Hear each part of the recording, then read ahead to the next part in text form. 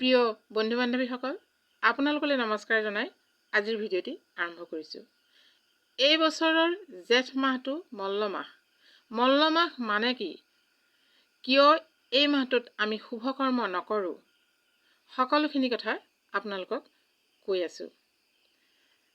প্ৰতিটো মাহতে অমাৱস্যা আৰু পূৰ্ণিমা পৰে। আপোনালোকে দেখিছে, বহাগৰ পৰা ধৰি চ'তলৈকে প্ৰতিটো মাহতে এটা পূৰ্ণিমা পৰে। প্ৰতিটো মাহত এটা পূৰ্ণিমা পৰে, প্ৰতিটো মাহত এটা অমাৱস্যা পৰে। যিটো মাহত দুটা অমাৱস্যা পৰে, অমাৱস্যা বা আউসী দুটা পৰে, সেই মাহটোকে মল্ল মাহ বুলি কয়। এতিয়া চাওক, এই জেঠ মাহত দুটা অমাৱস্যা পৰিছে। মই আপোনালোকক দেখাই আছোঁ, চাই লওক। জেঠ মাহৰ 1 তাৰিখ, ইতিমধ্যে আজি জেঠ মাহ সোমালে। আজি শুক্ৰবাৰে জেঠ মাহ সোমালে। ইতিমধ্যে কিমান সময়ত সোমালে মই কৈ আছোঁ। জেঠ মাহ সোমালে আপোনালোকক দেখুৱাই দিছোঁ। 31 বহাগ,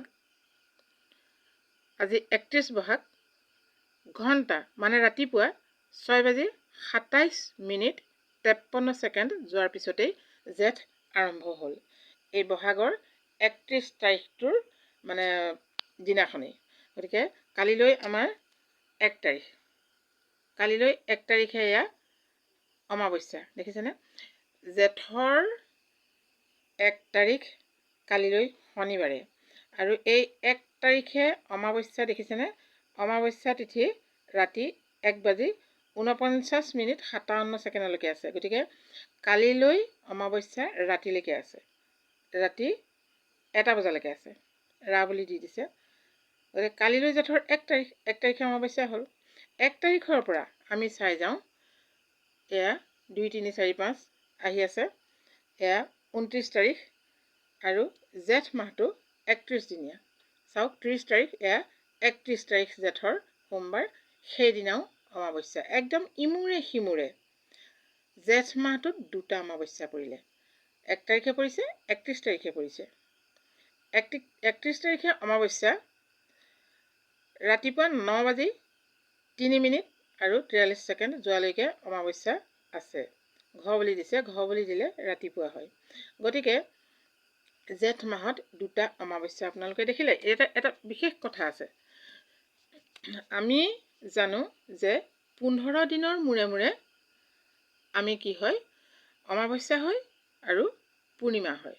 মানে কৃষ্ণপক্ষত 15 দিন, শুক্লপক্ষত 15 দিন।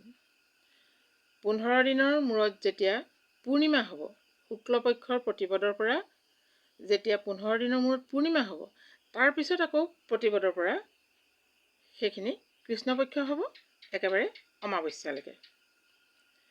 গতিকে অমাৱস্যা আৰু পূৰ্ণিমা এই দুটা প্ৰতি মাহতে থাকে, কিন্তু একে মাহতে দুটা অমাৱস্যা নাথাকে। যিহেতু এমাহ লাগে, 15 দিন 15 দিন 30 দিন, 30 দিনৰ মূৰত অমাৱস্যা, ইটো অমাৱস্যাৰ পৰা সিটো অমাৱস্যালৈ এমাহ লাগে। এতিয়া কথা হ'ল, এই মল্ল মাহত, সেইকাৰণে মল্ল মাহ বুলি কৈছে জেঠ মাহটো, এই মল্ল মাহত আমাৰ শুভ কাম কৰা নহয়। মানে এই মাহটো শুভ নহয়। সেইকাৰণে ইয়াতে বিয়া বাৰু হওক বা আপোনাৰ পূজা পাতল, এনেকুৱা যিবিলাক শুভ কৰ্ম, সেইবিলাক এই মল্ল মাহ পৰা জেঠ মাহটোত এই বছৰ কৰা নহয়। লগতে ৰাইজে নামঘৰত বৰসবাহো আনকি কৰা নহয় বুলি কৈছে। গতিকে এনেকুৱা এটা মাহত আমি কেতিয়াও শুভ কৰ্ম কৰিব নোৱাৰোঁ।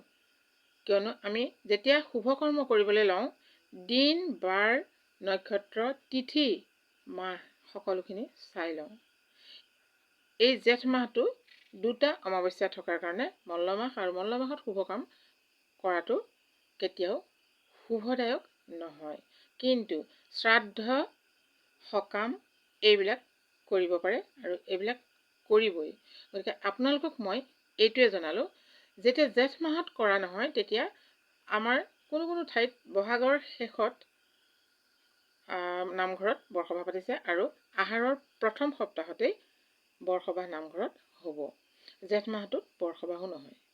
গতিকে এই বছৰৰ জেঠ মাহটো আমাৰ একো শুভ কৰ্ম কৰা নহয়, সেয়া আপোনালোকক ক'লোৱে। গতিকে আপোনালোকেও যদিহে কিবা কৰিম বুলি ভাবিছে জেঠ মাহটোত নকৰিব।